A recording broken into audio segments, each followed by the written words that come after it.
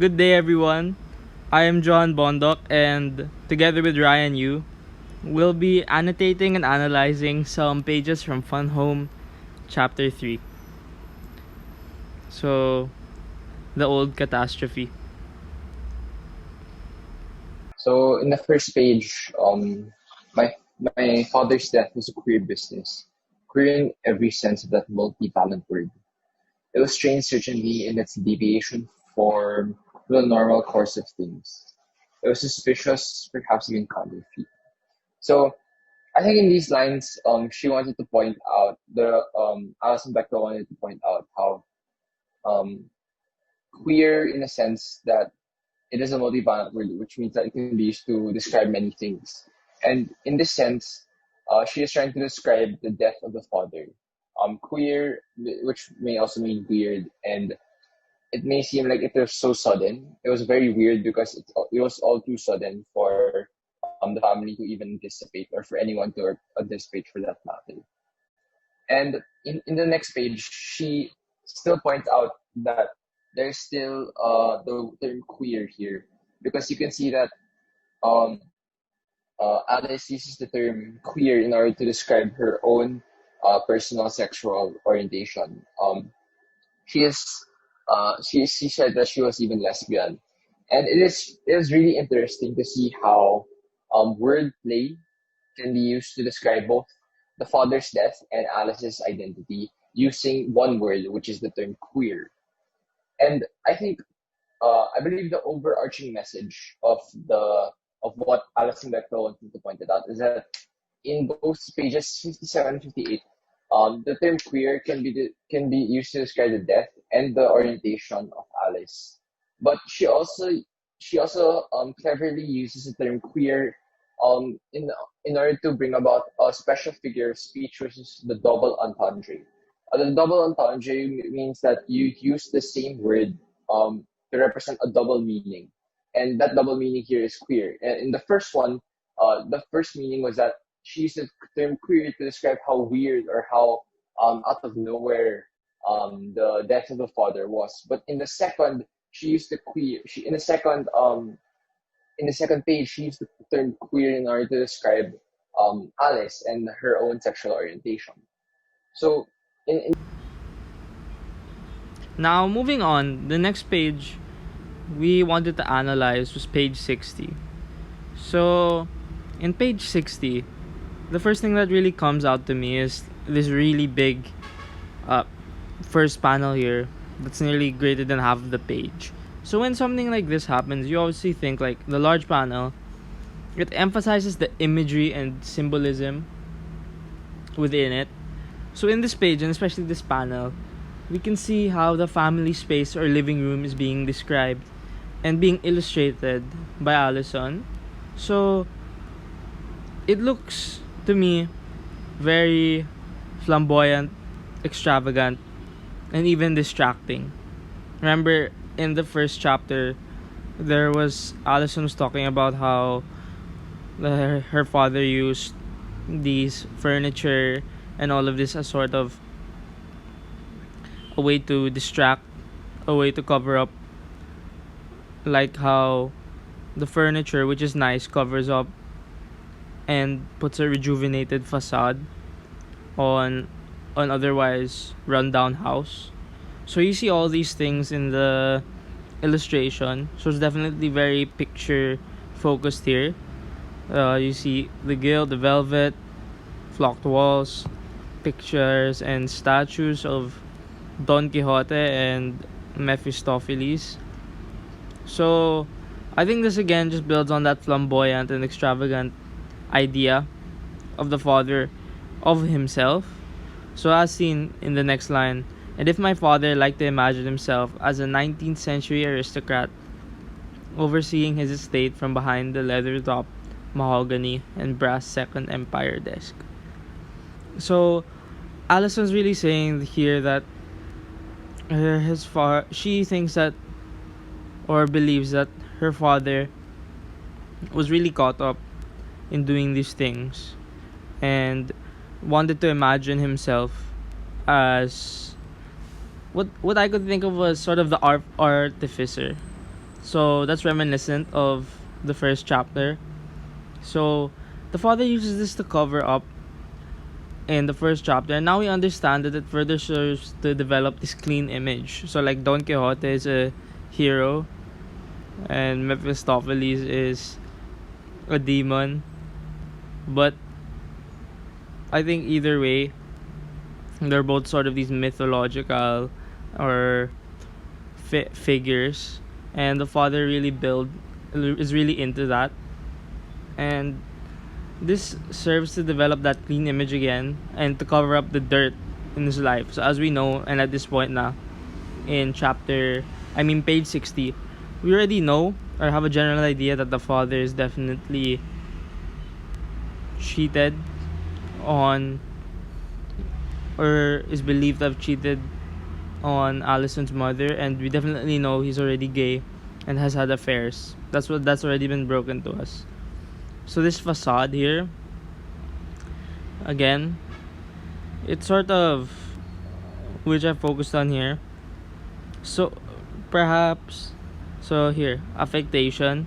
Did that require such a leap of the imagination? Perhaps affectation can be so thoroughgoing, so authentic in its details that it stops being pretense and becomes, for all practical purposes, real. So affectation means, I looked it up, it means behavior, search, speech, or writing that is artificial and designed to impress. So all of these things is designed to impress, but it's artificial, it's not real. So the father has this sort of clean, artificer, noble image, but in reality, he's hiding a lot of, you could say, maybe dark secrets, because definitely cheating on your wife and having affairs with boys is really, that's pretty dark. So I think, so I think that this and the further idea that affectation becomes real, so it further just blurs the line between the real father and the character Bruce is trying to play and show to Allison and his wife and so on, and some of the real things and the real characteristics he has. And furthermore, in hindsight, maybe Allison sees this as not a cover up or act for anything at all. So the father himself is conflicted. So initially he did this to cover up, to counteract all the bad things he's trying to hide. But maybe he's really starting to just get enjoy this sort of hobby of his, and maybe he is actually becoming a better person. But I think overall, this is not really that well answered, and we can mainly stick to the idea that this is a cover up or facade. And this just further adds to Allison's confusion in understanding who her father really was. So, my key takeaway from this is, despite the grand facade that is meticulously set up, it seems like he's trying too hard to project a certain clean image. This, however, seems all too surreal for it to actually be true, and as we'll learn in the later pages, similar, this idea of all too surreal or this cannot be true is similar to the nature of Allison's parents and their relationship with one another. This page that we're going to talk about is on page 64. So here it is interesting to see how Alice herself would compare her own father to the Great Gatsby. And as we all know, the Great Gatsby is a fictional character who is living the life of luxury, who seems like his life is a picture, a fairy tale life. It's a very it's a perfect life. And so I think her father here, um, her, I think in order for Alice to express how her father was like, she had to use a fictional character because maybe it seems like her father could not be expressed of this realm because even her father's character was very peculiar. It was very different to the common father stereotype we usually have. And I think I believe that Alice even herself realizes that in the early stages of her life that her father wasn't a normal father. She was very different from those from the other fathers, and she Alice likes to compare her father to the Great Gatsby and other characters because it further characterizes like who Bruce Bechdel is as a person. He is seen as a very weird, a very peculiar, and not off like very alien like person because we can see how in the first chapter Bruce Bechdel describes how the Bruce Bechdel wants to construct the house, a new house, and he even goes to such lengths as to get mad or to Alice or even the mom for not doing the house construction properly. And it seems like uh, he prioritizes the house building more than the more than the happiness of his own kids and wife, which seems very opposite to what normal fathers would intend to do. And in the later chapters, we can also see how Bruce Bechdel's and the wife's relationship isn't all that perfect. There are many there are many instances in which the wife or and even Bruce may use one another in order to bring out a certain personality or characteristic they want to emphasize, which they cannot do on their own. And so it seems like how Alice, um, in the pages 57, 58, and 64, all of them use figures of speech, imagery, to bring about a certain message and a certain meaning to what the book is trying to give out.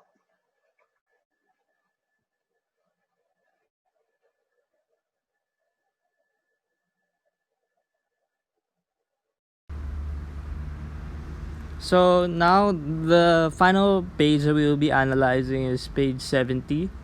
So in page 70, Allison generally discusses and compares the relationship of her parents to the play that they first met each other in. So the play was The Taming of the Shrew, and here we can see exactly what Allison means. My parents must have found this relationship model to be problematic. They would probably have appalled at the suggestion that their own marriage would play out in a similar way. So in The Taming of the Shrew, it said in the previous pages is it's the domineering Petruchio tries to uh, curry favor or basically dominate the willful Catherine. So we can see this already in these panels here. And something I wanted to really point out was in the whole chapter and in this portion especially, it seems to always be like one half word, one half picture. And both of these tell different stories, but they complement one another. So Allison here with words discusses how their relationship was full of arguments and conflicts similar to in The Taming of the Shrew. And then we get further examples and illustration of this. So we see here in the first panel that Petruchio, of course, tries to convince or show his dominance over Catherine by saying, I say it is the moon. While Catherine says, I know it is the moon, but her face is facing downwards. So she's not really asserting herself that much. Then we see on the other panels here, they're fighting, and the other one here, the mother is scared, doesn't know what's happening, and the father is once again, it's not a play anymore, but he's still sort of acting like a Petruchio, whereas the mother doesn't seem as willful anymore. So here's just some pictures I found for Taming of the Shrew, and I think you can see from the pictures the general really gist or idea of what the story is all about. So it makes sense given the story Allison gives or the message Allison gives in the panels and the words. It makes sense that she would relate it to The Taming of the Shrew. So as you can see here again, the faces. There's the father being that Petruchio and trying to exert his dominance, and the mother being more submissive and scared of the father. So I think this generally adds a real sense of emotion and builds upon what we've learned of the father having many secrets, of father not being far from perfect. So here, the emotional mood of the drawings are contrasted by a more reserved reflection, because even in the whole chapter actually, Allison is really, the way she talks was rather emotionless, but a lot of the drawings were full of emotion. So this is just Allison's attempt to understand all those heated moments and to understand her parents further in terms of who they actually were. So here, she relates them to their later relationship to the taming of the shrew. So again, if the taming of the shrew was a harbinger of my parents' later marriage, Henry James, the portrait of a lady, runs more than a little parallel to their early days together. So Allison then further described, generally this basically the story is, there is this woman, very willful and full of life, and she meets this man, and she believes they are in love with one another, but she later finds out the man has cheated on her with another woman. So this is simply relating to how Allison tells us that early on in their marriage, the Allison's mother realized that the father, or found out that the father cheated on her, and this is sort of a pivot point in Allison's use of comparison and literary allusion to describe her parents. So she relates their earlier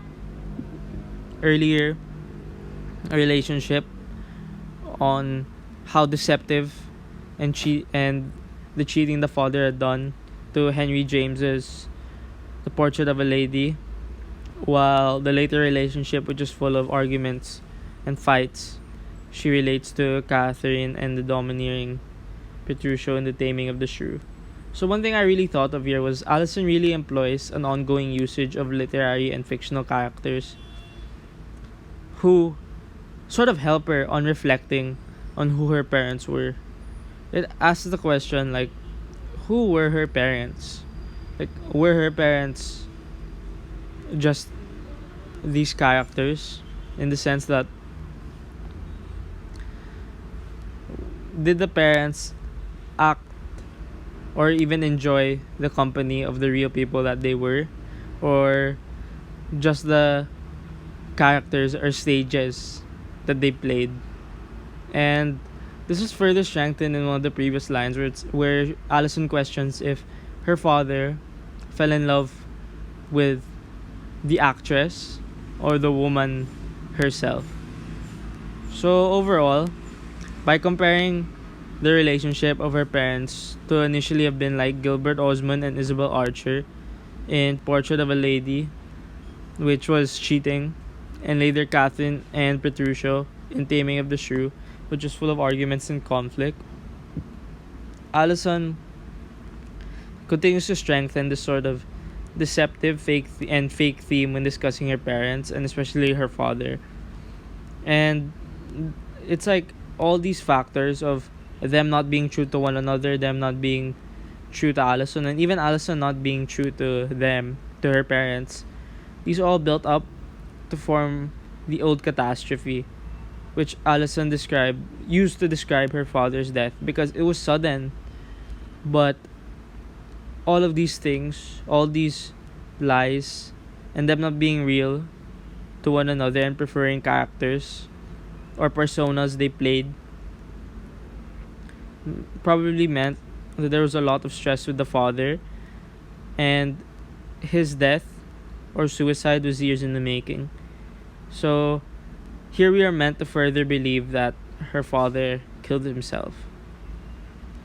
And finally, our thesis statement is in chapter 3 of Fun Home, Alison Bechdel highlights the deceptive and opaque nature of first her relationship with her parents, the relationship with one another, and finally, the character of her mother and father. So this is achieved through the use of allusion by referencing Jay Gatsby, among many other fictional characters, using literary works to emphasize the unsure aspect of their relationships, and the wordplay of the word queer, like how that can be understood in two ways. So again, that's on the line of confusion and the like. So, so that's pretty much it. We just really wanted to make it feel like we're analyzing, just reading the story and annotating it together with you guys. So, thanks for listening.